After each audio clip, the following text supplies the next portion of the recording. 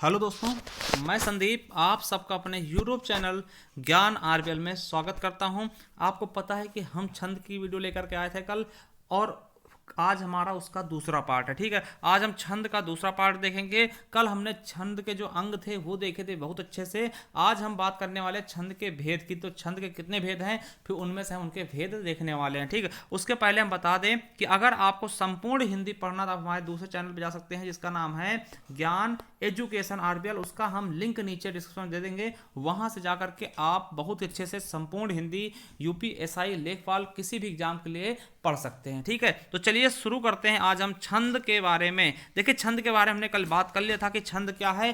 छंद जो है वो छिद धातु से बना है, जिसका अर्थ क्या होता है, ढकना या आच्छादित करना दोस्तों। और छंद का सबसे पहले उल्लेख कहां मिलता है, तो ऋग्वेद में मिलता है। और इसका छंद का दूसरा नाम क्या है, पिंगल शास्त्र। ठीक, क्योंकि इसके जनक जो है पिंगल मुनि है। ठीक है, तो चलिए शुरू करते हैं आज हम दूसरा पार्ट छंद के भेद से। तो चलिए देखते हैं छंद का भेद।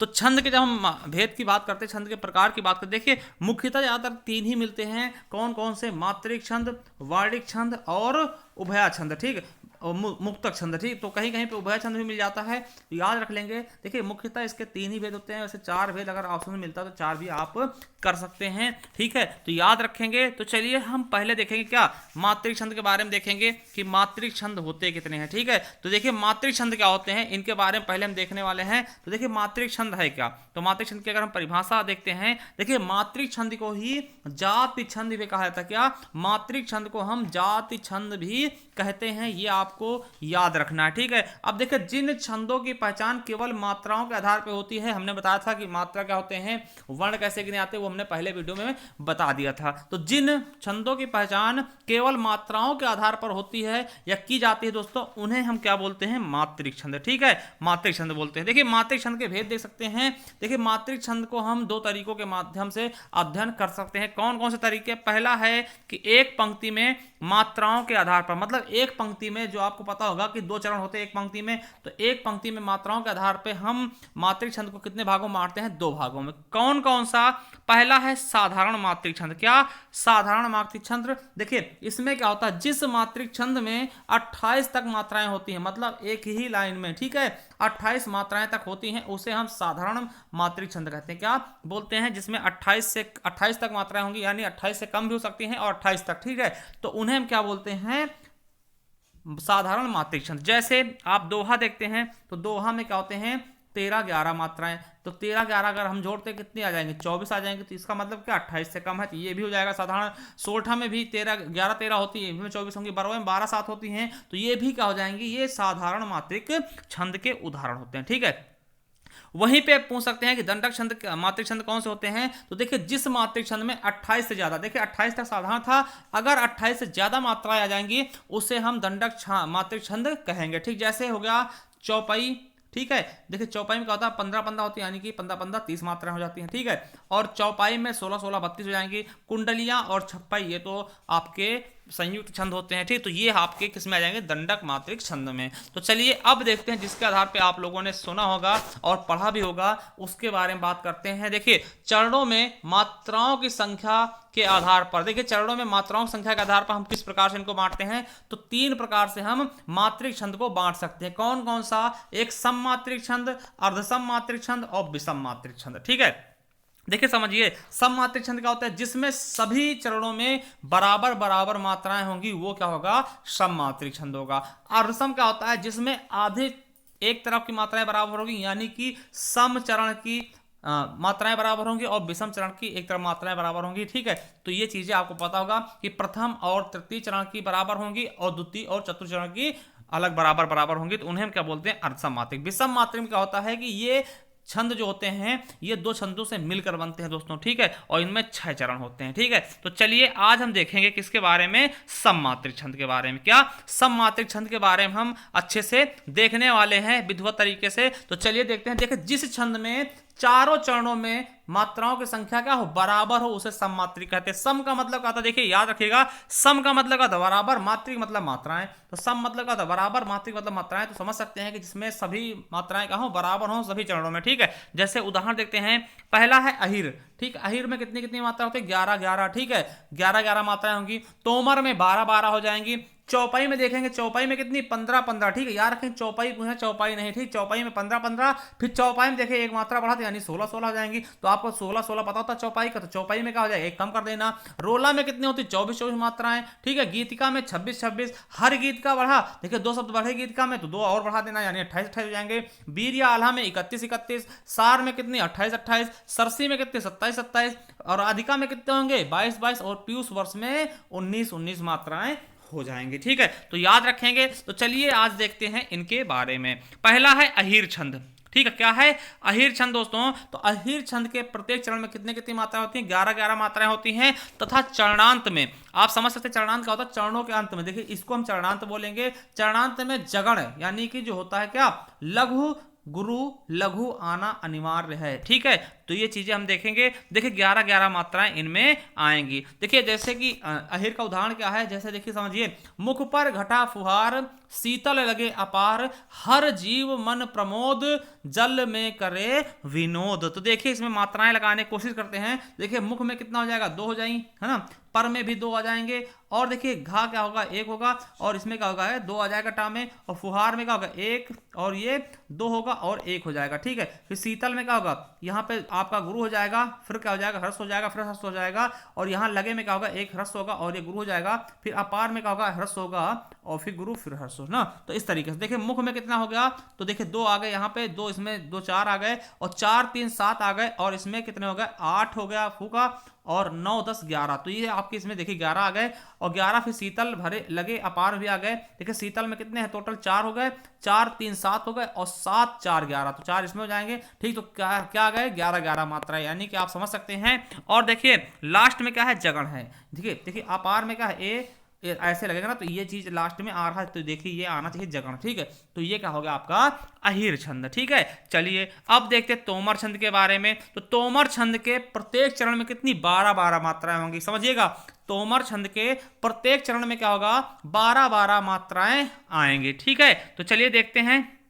देखिए जय राम शोभा धाम, दायक प्रणत विश्राम, धृत तूड़ बरसर चाप, भुजदंड प्रबल प्रताप। तो ये क्या है दोस्तों, ये तोमर छंद है। तो देखिए इसमें मात्राएं लगाने की कोशिश करते हैं। देखिए यहाँ पर जय में कितने आ जाएंगे, यहाँ पे होगा ह्रस्व ह्रस्व, फिर यहाँ पे क्या होगा गुरु और ह्रस्व हो जाएगा राम में। शोभा में होगा दोस्तों गुरु और गुरु, धाम में क्या होगा गुरु और ह्रस्व। तो हम देखते हैं 2, ये इसमें 2 हो गई, 2 2 4 1 5 2 7 2 9 2 11 1 12। तो यहां तक धाम तक हमने 12 गिन ली हैं। चलिए अब दायक में देखते हैं। दायक में क्या गुरु और ह्रस्व ह्रस्व हो जाएगा, ठीक है। फिर प्रणय में क्या होगा, तो देखिए यहां पर ह्रस्व होगा और ह्रस्व ह्रस्व हो जाएगा। देखिए वी में क्या होगा, देखिए यहां पर क्या है वी है तो 1 होगा, मगर यहां पे देखिए स्रा के सिर के सा और रा से, तो यानी संयुक्त अक्षर आ गया है, तो हम बी को क्या कर देंगे, इसको दीर्घ कर देंगे, ठीक है। तो यहां पे श्राम तो ये हो जाएगा और ये हो जाएगा, ठीक। तो कितने हो गए यहाँ पर देखते हैं। तो यहाँ दायक में हो गए 2 2 4 हो गए, और प्रणत में 4 3 7 हो गए,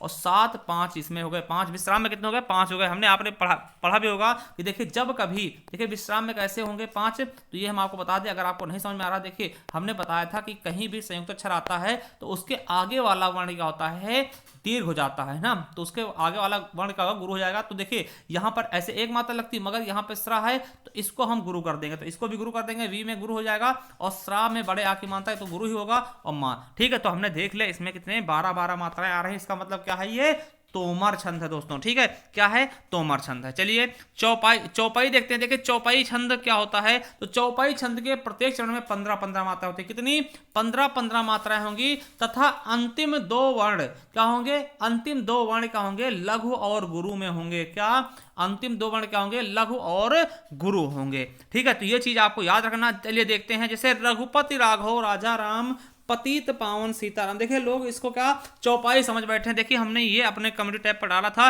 तो ज्यादातर लोगों ने इसे चौपाई बताया था। तो आप लोग क्या है कि आप सही से गिनना सीख लीजिए, ठीक है। देखिए इसमें कितनी मात्रा होंगी, इसमें 15 15 होगी। देखिए रघुपति में क्या होगा, 1 रा में हो गया, 1 घा का हो गया, और 1 ही होगा पा का, और इसमें होगा ती का भी 1 ही होगा ना। राघव में क्या होगा गुरु ह्रस्व हो जाएगा, और यहाँ राजा राम में क्या होगा दोस्तों, यहाँ पे गुरु होगा फिर गुरु होगा फिर ह्रस्व होगा। तो आप गिन सकते हैं। देखिए रघुपति में कितने हो जाएंगे 4 हो जाएंगे। क्या होगा रघुपति में 4 हो गए, और देखिए राघव में कितने हो गए, राघव में भी 4 हो गए, और राजा राम में कितने होगा दोस्तों 2 2 4 2 6 1 7, तो 7 4 समझिए 7 4 11 4 15 हो गए ना, तो यहां तक 15 हो गए। अब पतित पावन सीताराम, पतित में क्या होंगे, तो 1 हो जाएगा, फिर 2 हो जाएगा, 1 हो जाएगा, ठीक है। तो यहाँ पे टोटल कितने हो गए, पतित में कितने हो गए, 5 हो गए, ठीक है। और पावन में कितने हो गए, 4 हो गए, सीता में कितने हो गए, 4 हो गए, और राम में 3 हो गए। तो 5 4 9 4 13, ठीक है, और 3 का हो गया, देखिए 15 होंगे।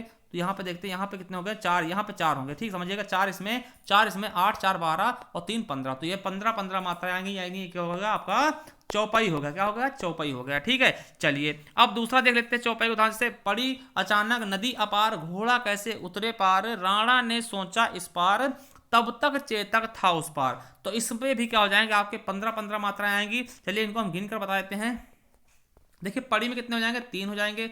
अचानक में कितना होगा, तो आपका हो जाएगा अचानक में 5, ठीक है। और नदी में कितने होंगे, यहां भी 3 हो जाएंगे। और अपार में कितने होंगे, 4 हो जाएंगे। तो देखिए 5 3 8, 8 3 11 और 4 15, 15 हो गए। वही घोड़ा में देखते तो घोड़ा में कितने हो जाएंगे, इसमें घोड़ा में 4 हो जाएंगे। और कैसे में हो जाएंगे आपके, इसमें भी 4 हो जाएंगे, उतरे में भी 4 हो जाएंगे, और पार में कितने होंगे, 3, ठीक है। तो समझ सकते हैं 4 4 8 4 12 3 15, ठीक है। और इसके अलावा पहले क्या है, इसका जो लास्ट वाला होता है गुरु और ह्रस्व होता है, ठीक, गुरु और लघु का वो क्रम होता है, ठीक है। अब देखिए अगर चौपाई के अंतिम 2 वर्ण का क्रम लघु व गुरु हो, ठीक है। देखिए इसमें क्या होता है, चौपाई में क्या होता है, गुरु और लघु होता है। अगर चौपाई में यानी 15 15 मात्राएं हों और इनका जो अंतिम वाला वर्ण हो जाए दोस्तों, ये लघु और गुरु हो जाए, तो ये छंद चौपाई ना होकर क्या हो जाता है, श्याम छंद हो जाता है। मतलब कि अगर कोई पूछे श्याम छंद में क्या होता है, तो इसमें भी 15 15 मात्राएं होंगी, मगर जो यहां पर क्या है, यहां पर पहले क्या है, पार में क्या है, ह्रस्व है, फिर गुरु है, ठीक है।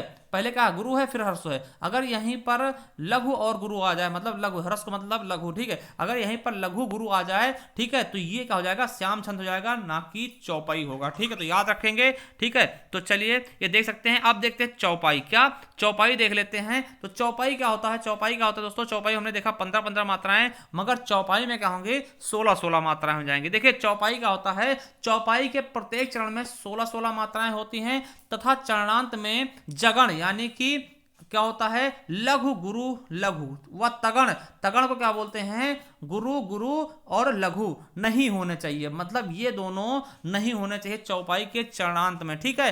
तथा अंतिम 2 वर्ण लघु गुरु भी नहीं होने चाहिए, ठीक है। क्या नहीं होने चाहिए, अंतिम 2 वर्ण, अंतिम जो वर्ण होंगे वो लघु गुरु नहीं होने चाहिए। मतलब लघु गुरु का मतलब ही यही होगा कि ये नहीं आने चाहिए। देखिए इन्हीं में तो लघु गुरु है ना, तो गुरु लघु, सॉरी गुरु लघु नहीं आने चाहिए। तो ये आप इसमें देख सकते हैं। देखिए हम देखते चौपाई देखते हैं। तो सुन सिय सत्य आशीष हमारी, पूंज ही मन कामना तुम्हारे। तो देखिए सुन में क्या हो जाएगा आपका, 2 हो जाएगा, सी में भी 2 हो जाएगा, और सत्य में कितने हो जाएंगे, इसमें देखिए साप, देखिए या है तो या के पहले आधा ताया ता वाला ये क्या कर देगा, इसको गुरु कर देगा। इसमें कितने हो जाएंगे, 3 हो जाएंगे, ठीक है। आशीष में कितना होगा, 1, और यहाँ पे क्या हो जाएगा, आशीष में कितने हो जाएंगे, टोटल 4 हो जाएंगे। और हमारी में कितना होगा, तो 5 हो जाएंगे। तो 5 4 9 9 3 12 12 और 4 कितने हो गए, 16 हो गए। तो यहां पे हम देखते हैं इसमें 16 16 मात्राएं आ गई। मतलब क्या होगा, ये हमारा चौपाई हो गया। क्या होगा दोस्तों, चौपाई हो गया। हमने चौपाई देखा है, चौपाई भी देख लिया है, ठीक है। अब आगे की वीडियो में हम आगे की चीजें देखने वाले हैं। तो आप हमें जरूर बताइएगा कि आपको वीडियो कैसी लगी।